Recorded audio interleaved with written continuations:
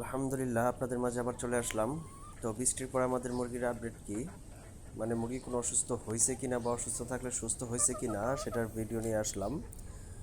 তো আলহামদুলিল্লাহ, এখন আমার প্রত্যেকটা মুরগি সুস্থ আছে। বৃষ্টির আগে একটা মুরগি অসুস্থ ছিল, তো সেটাও এখন সুস্থ করছি, মানে আল্লাহ সুস্থ করছে, আমি একমাত্র উছিলা। তো প্রথমত মুরগির রোগগুলো হওয়ার আগে মুরগির সেই রোগের থেকে মুরগিকে বাঁচানোর উপায় আপনাকে ভাবতে হবে। যেমন হচ্ছে আপনার মুরগির ট্রেটা সবসময় পরিষ্কার রাখতে হবে, এখান থেকে মুরগির রোগগুলো উৎপন্ন হয়। তো ট্রেটা যদি সবসময় পরিষ্কার রাখেন তাহলে দেখা গেছে মুরগি সহজে অসুস্থ হয় না।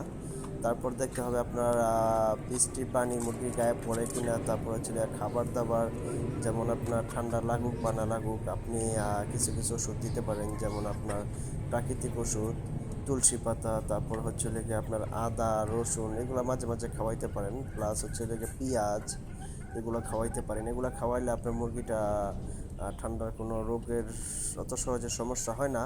আর আপনি প্লাস সাথে সাথে কিছুদিন পর পর লাইসোবিটটা খাওয়াইতে পারেন। লাইসোবিটটা হচ্ছে মুরগির রোগ প্রতিরোধ ক্ষমতাটা বাড়ায় এবং আপনার মুরগিটা সুস্থ রাখে, কোনো ভাইরাস জনিত রোগের আর কি অ্যাটাক করতে পারে না তো সহজে।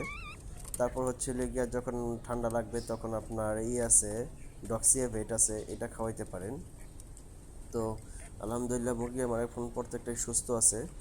আর অসুস্থ ঠান্ডা মুরগির জন্য একটা ভিডিও, আজকে শর্ট ভিডিও দিয়েছি, তো আপনি একটু দেখার ট্রাই করবেন আর আমার মুরগির জন্য দোয়া করবেন।